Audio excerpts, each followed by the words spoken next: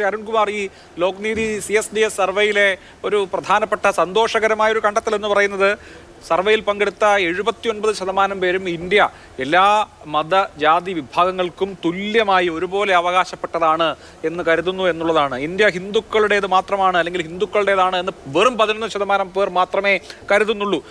ഡിവിസീവായ പൊളിറ്റിക്സിനെ ഇന്ത്യക്കാർ പൊതുവിൽ തള്ളിക്കളയുന്നു എന്നാണല്ലോ അതിൻ്റെ ഒരു സാമാന്യമായ അർത്ഥം. അപ്പോൾ അങ്ങനത്തെ ഒരു പ്ലേയിങ് ഫീൽഡിലാണ് നിങ്ങൾക്ക് കളിക്കാൻ അവസരം കിട്ടിയിരിക്കുന്നത്. ഇന്ത്യ വളരെ പ്ലൂറലാണ്, അതേസമയം തന്നെ എല്ലാവർക്കും തുല്യമായ അവസരം പ്രദാനം ചെയ്യുന്നതുമാണ്. എങ്കിൽ നിങ്ങളെ സംബന്ധിച്ച് നന്നായി നിന്നാൽ, പ്രതിപക്ഷം ഒരുമിച്ച് നിന്നാൽ, നല്ല കെട്ടുറപ്പുണ്ടെങ്കിൽ ജയിക്കാൻ കഴിയും, ഒരു പോൾ നറേറ്റീവ് സെറ്റ് ചെയ്യാൻ കഴിയും, അതനുസരിച്ച് മുന്നോട്ട് പോകാൻ കഴിയും.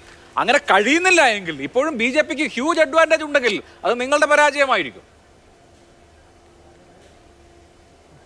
യെസ്, ഞാൻ അതിലേക്ക് വരാം. ഇപ്പോൾ CSDS ലോക്നീതി സർവേയും അതോടൊപ്പം തന്നെ centre for monitoring Indian economy, Indian സമ്പദ് വ്യവസ്ഥയെ നിരീക്ഷിച്ചുകൊണ്ടിരിക്കുന്ന കേന്ദ്ര സർക്കാരിന്റെ തന്നെ സ്ഥാപനമാണല്ലോ. അതിൻ്റെയും കണക്കുകൾ വെച്ച് പരിശോധിച്ച് നോക്കുമ്പോൾ തൊഴിലില്ലായ്മ ഏറ്റവും രൂക്ഷമായ രാജ്യമായി ഇന്ത്യ മാറി എന്നതിൽ യാതൊരു സംശയമില്ല. തൊഴിലെടുക്കാൻ ശേഷിയുള്ളവരുടെ 10% ആളുകൾക്ക് പട്ടണങ്ങളിൽ തൊഴിലില്ല എന്ന് തന്നെയാണ് തൊഴിലില്ലാ നിയമ നിരക്ക് വ്യക്തമാക്കുന്നത്. അപ്പൊ അവരുടെ കണക്കനുസരിച്ച് 40 കോടിയാണ് തൊഴിലെടുക്കാൻ ശേഷിയുള്ള ആളുകൾ രാജ്യത്ത്. അതിൽ 2016 6.64% തൊഴിലില്ലായ്മയാണ്. അത് 2019 5.27 2020 ആയപ്പോൾ 8%, 2022 ആയപ്പോൾ 7.33%, 2024 23 ആയപ്പോൾ 8.3. ഇപ്പൊ ഏറ്റവും അവസാനം ഡിസംബറിൽ ക്ലോസ് ചെയ്യുമ്പോൾ പട്ടണത്തിലെ തൊഴിലില്ലായ്മ നിരക്ക് 10.9%. അതായത് 100 പേരെ എടുത്താൽ അതിൽ 10 പേർക്കും യാതൊരു തൊഴിലുമില്ലാത്തവരായി മാറുകയാണ്. ഞാൻ ആദ്യം സൂചിപ്പിച്ചതുപോലെ 1,30,00,000 പേരാണ് ഒരു വർഷം തൊഴിലെടുക്കാൻ ശേഷിയുള്ളവരായി കടന്നു വരുന്നത്. അതിൽ 80 ലക്ഷം പേർ തൊഴിലന്വേഷകരായി നമ്മുടെ രാജ്യത്ത് അലയുന്ന കാഴ്ചയാണ് നാം കണ്ടുകൊണ്ടിരിക്കുന്നത്. സ്ത്രീകളുടെ കണക്കെടുത്താൽ ആകെ തൊഴിൽ ശക്തിയുടെ 25% സ്ത്രീകളുടെ എണ്ണം ചുരുങ്ങി. കാരണം വൈകുന്നേരം വരെ തൊഴിലെടുത്താലും ജീവിക്കാൻ പറ്റാത്ത സാഹചര്യത്തിൽ തൊഴിൽ തന്നെ വേണ്ടെന്ന് വെക്കുന്ന രംഗത്തേക്ക് മാറുകയാണ്. ഇപ്പൊ ആകെയുള്ള തൊഴിലെടുക്കുന്നവരുടെ കൂലിയോ 176 രൂപയാണ്. അതിരാവിലെ മുതൽ വൈകുന്നേരം വരെ പണിയെടുത്താൽ ആളോഹരി ദിവസ വരുമാനം എന്ന് പറയുന്നത്. കേരളത്തിൽ അത് 840 ആണ്. അപ്പൊ തൊഴിലില്ലായ്മയുടെ കണക്ക് വളരെ ഇപ്പൊ ഏറ്റവും ഗൗരവമായിട്ട് ഇപ്പൊ വേൾഡ് എക്കണോമിക് ഫോറത്തിന്റെ കണക്ക് പ്രകാരം ഇവിടെ മാനേജ്മെന്റ് പ്രൊഫഷണൽ ആയിട്ട് പുറത്തിറങ്ങുന്ന 4 പേർ പുറത്തിറങ്ങിയാൽ അതിൽ ഒരാൾക്ക് മാത്രമാണ് തൊഴിൽ കിട്ടുന്നത്. 5 എഞ്ചിനീയറിംഗ് ബിരുദധാരികൾ പുറത്തിറങ്ങുമ്പോൾ അതിൽ ഒരാൾക്ക് മാത്രമാണ് തൊഴിൽ കിട്ടുന്നത്.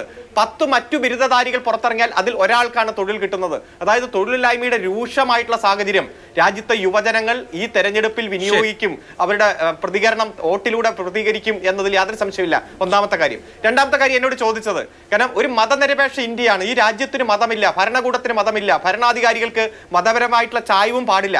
പക്ഷെ ഒരു മതരാജ്യമാക്കി മാറ്റാൻ ഘട്ടം ഘട്ടമായി നടത്തിക്കൊണ്ടിരിക്കുന്ന ശ്രമമാണല്ലോ 4.5 വർഷം അടച്ചുപൂട്ടി വച്ചിട്ട് പൗരത്വ ഭേദഗതി നിയമത്തിനൊരു ചട്ടം തെരഞ്ഞെടുപ്പ് നോട്ടിഫിക്കേഷൻ വരുന്നതിന് 5 ദിവസം മുമ്പ് പുറപ്പെടുവിക്കുക. രാജ്യത്താകമാനം അതിശക്തമായിട്ട് പ്രക്ഷോഭം ഉയർന്നു വരുന്നത് നാം കണ്ടില്ലേ? കാരണം കൃത്യമായി article 14 equality before law, equal protection of ലോയുടെ വയലേഷൻ, ആർട്ടിക്കിൾ 16 ജാതി മതം ഭാഷ വേഷവിധാനം ജനിച്ച സ്ഥലം എന്നതിന്റെ പേരിൽ യാതൊരു വിവേചനവും പാടില്ല, കൃത്യമായിട്ടുള്ള violation. Article 21 right to life, ജീവിക്കാനുള്ള അവകാശം, ജനിച്ച നാട്ടിൽ അന്തസ്സോടെ ജീവിക്കാനുള്ള അവകാശം. ഇതെല്ലാം പൂർണ്ണമായി മതത്തിന്റെ പേരിൽ ഒരു രാജ്യത്തിന്റെ പൗരത്വം നിശ്ചയിക്കുക എന്ന് പറഞ്ഞാൽ മതരാഷ്ട്രമായി മാറുക.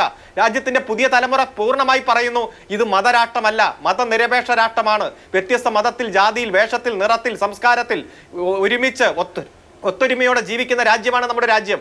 ആ രാജ്യത്തെ തകർക്കാനും മതരാഷ്ട്രമാക്കി മാറ്റുവാനുള്ള ശ്രമത്തെ രാജ്യം ഒറ്റക്കെട്ടായി തന്നെ ചെറുത്തു തോൽപ്പിക്കും. അതാണ് ഈ രാജ്യത്ത് ഉജ്ജ്വലമായിട്ടുള്ള പ്രക്ഷോഭങ്ങൾ അടുത്ത കാലത്ത് ഉയർന്നു വരുന്നത്. പക്ഷെ ആ വിഷയങ്ങളൊന്നും ചർച്ചയാക്കരുത്. ആ ചർച്ചയാക്കാതിരിക്കാൻ കേന്ദ്ര ഇൻവെസ്റ്റിഗേഷൻ ഏജൻസികളെ ദുരുപയോഗം ചെയ്യുകയാണ്. BJPയുടെ പ്രതിനിധി പറഞ്ഞല്ലോ, അങ്ങ് പരാതി കിട്ടിയാൽ അന്വേഷിക്കേണ്ടതെന്ന്. ഇന്ന് കേരളത്തിന്റെ ഹൈക്കോടതിയുടെ ഡിവിഷൻ ബെഞ്ച് പറഞ്ഞില്ലേ, ഈ തോമസ് ഐസക്കുമായി ബന്ധപ്പെട്ടുകൊണ്ടുള്ള കേസിൽ 2 ദിവസം മുമ്പ് ഡൽഹിയിലെ ഒരു മന്ത്രി രാജിവെച്ച് ആപ്പിന്റെ മെമ്പർഷിപ്പ് വരെ വേണ്ടെന്ന് വെച്ചു. ED കയറി നിരങ്ങിയപ്പോഴാണ്.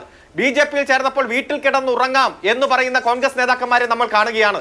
ഇവിടെ ഏറ്റവും വലിയ അഴിമതിയായി അവർ ചിത്രീകരിച്ചത് ആദർശ് ഫ്ലാഷ് പദ്ധതിയുമായി ബന്ധപ്പെട്ടുകൊണ്ട്. അശോക് ചൗഹാൻ നേരെ പോയി BJP ചേർന്നപ്പോൾ ഏത് അഴിമതിക്കാരെയും സ്വീകരിക്കാം, അവരെ വെളുപ്പിച്ചെടുക്കാം എന്ന് BJP തന്നെ മനസ്സിലാക്കി. BJP തന്നെ അതിന് അംഗീകാരം കൊടുക്കുമ്പോൾ അവരുടെ പ്രവർത്തകർ തന്നെ രംഗത്ത് വന്ന് ഇത്തരത്തിലുള്ള സർവേകളിൽ അഭിപ്രായം പറയുന്നതാണ് നാം കണ്ടത്. അതുകൊണ്ട് ഇത്തരം സർവേകൾ നൽകുന്ന സന്ദേശം വളരെ വലുതാണ്. ഈ തെരഞ്ഞെടുപ്പിന്റെ റിസൾട്ട് എന്തായി മാറാൻ പോകുന്നോ അതാണ് ഈ സർവേയിലൂടെ പ്രതിഫലിക്കുന്നത്.